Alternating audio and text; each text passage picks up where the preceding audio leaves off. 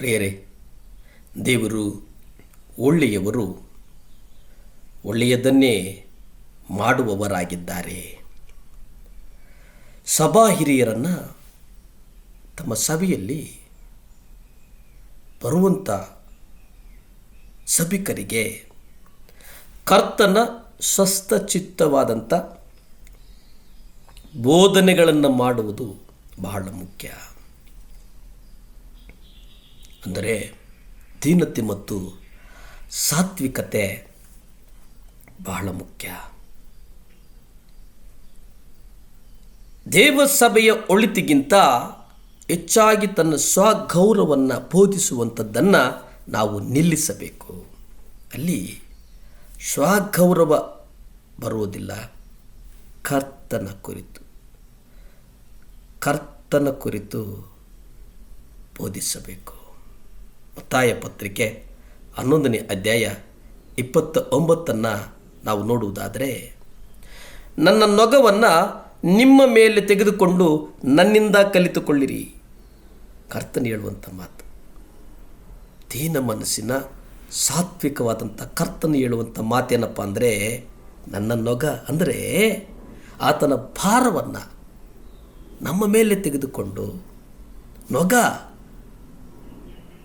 ಹಸುಗಳ ಮೇಲೆ ಇರುವಂಥ ಆ ಭಾರ, ಅದನ್ನು ನೊಗ, ಆ ಭಾರವನ್ನು ಕರ್ತನಿಂದ ಪಡೆದುಕೊಂಡು ನನ್ನಿಂದ ಕಲಿತುಕೊಳ್ಳ್ರಿ, ನನ್ನಿಂದ ಕಲಿಯಿರಿ, ಕರ್ತನಿಂದ ಕಲಿಯಿರಿ. ಏಕೆಂದರೆ ಸಾತ್ವಿಕನೂ ದೀನ ಮನಸ್ಸುಳ್ಳವನು ಆಗಿರುವುದರಿಂದ. ಸಾತ್ವಿಕೆ ಸತ್ಕ್ರಿಯೆಗಳನ್ನು ಮಾಡುವುದು. ಮಿಥ್ಯದ ಕುರಿತು ಮಾತನಾಡುವವರಲ್ಲ, ಮಿಥ್ಯಗಳ ಕುರಿತು ನಡೆಯುವಂಥವರಲ್ಲ. ಸದಾಕಾಲವು ಸಾತ್ವಿಕವಾಗಿ ನಡೆದುಕೊಂಡವನು ಕರ್ತನಾದಂಥ ಯೇಸು ಕ್ರಿಸ್ತ ಎಂಬುದನ್ನು ನಾವೆಲ್ಲರೂ ಗ್ರಹಿಸಬೇಕಾಗಿದೆ. ಪ್ರಿಯರೇ, ಸಾತ್ವಿಕನು ದೀನ ಮನಸ್ಸುಳ್ಳವನು, ಒಳ್ಳೆಯ ಮನಸ್ಸು, ಬಡವರಿಗೆ, ಕೈಲಾಗದವರಿಗೆ ಆತನ ಮನಸ್ಸು, ದೀನ ಮನಸ್ಸು ಉಳ್ಳವನು ಆಗಿರುವುದರಿಂದ ನೀವು ನಿಮ್ಮ ಆತ್ಮಗಳಿಗೆ ಇಲ್ಲಿ ಗಮನಿಸಿ. ಕರ್ತನು ದೀನ ಮನಸ್ಸು ಮತ್ತು ಸಾತ್ವಿಕ ಉಳ್ಳವನು ಆಗಿರುವುದರಿಂದ ನೀವು ನಿಮ್ಮ ಆತ್ಮಗಳಿಗೆ ವಿಶ್ರಾಂತಿಯನ್ನು ಕಂಡುಕೊಳ್ಳಿರಿ. ಆಮೇನ್. ನೀವು ವಿಶ್ರಾಂತಿಯನ್ನು ಕಂಡುಕೊಳ್ಳ್ರಿ. ನಾವು ಹಾಗೆ ಮಾಡದಿದ್ದರೆ ಈ ಸದ್ಗುಣಗಳ ಬಗ್ಗೆ ನಮಗೆ ತಪ್ಪಾದ ಗ್ರಹಿಕೆ ಉಂಟಾಗ್ತದೆ.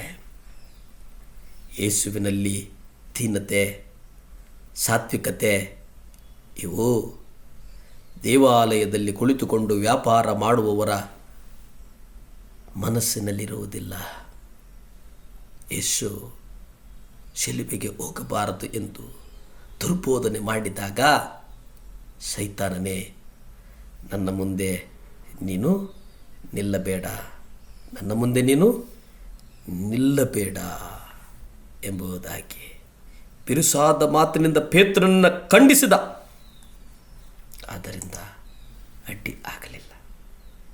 ಪ್ರಿಯರೇ, ಗಮನಿಸಿ.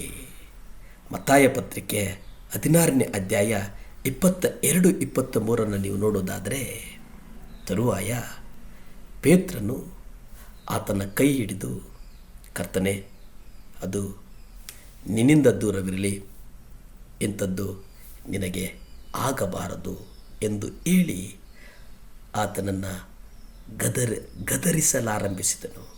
ಆದರೆ ಆತನು ತಿರುಗಿಕೊಂಡು ಪೇತ್ರನಿಗೆ, ಸೈತಾನನೇ, ನನ್ನ ಹಿಂದೆ ಹೋಗು, ನೀನು ನನಗೆ ಅಭ್ಯಂತರವಾಗಿದ್ದಿ, ನೀನು ದೇವರುಗಳನ್ನೆಲ್ಲ ಮನುಷ್ಯರ ಆಲೋಚನೆಗಳನ್ನೇ ಮಾಡುತ್ತೀ ಅಂದನು.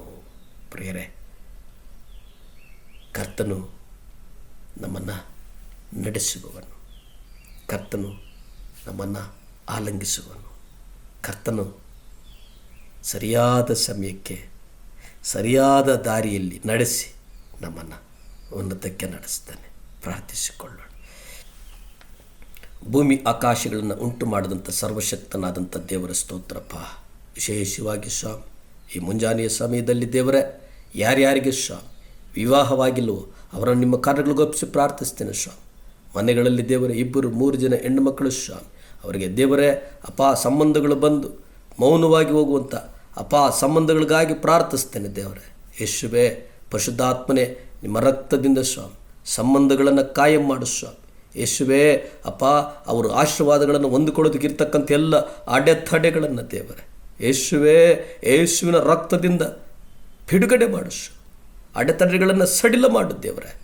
ಆ ಕುಟುಂಬಗಳಲ್ಲಿ ಸ್ವಾಮಿ ಒಳ್ಳೆಯ ಕಡೆ ಸಂಬಂಧಗಳು ಬಂದು ಆ ಕುಟುಂಬ ಮದುವೆ ಮಾಡಿಕೊಂಡು ಹೋಗುವಂಥ ಕೃಪೆಯನ್ನು ಅನುಗ್ರಹಿಸು.